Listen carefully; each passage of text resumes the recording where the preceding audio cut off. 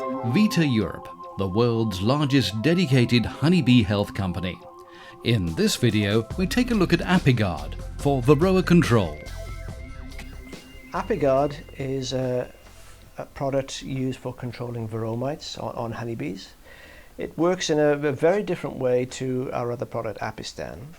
It's based on thymol in a gel, and it works just like this. The beekeeper would peel the lid off a tray, and you'll see there a very granular gel,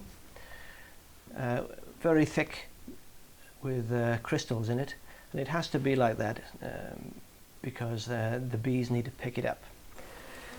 That's put on top of the brood frames, and the bees will come up, pick up a small piece of gel and run back down through the hive to, in effect, throw it out.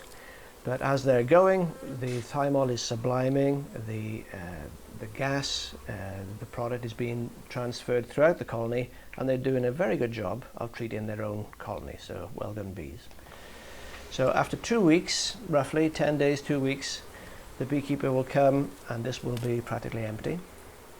He'll put another tray on and leave the second tray for about another 2 to 4 weeks. So a 6-week treatment overall.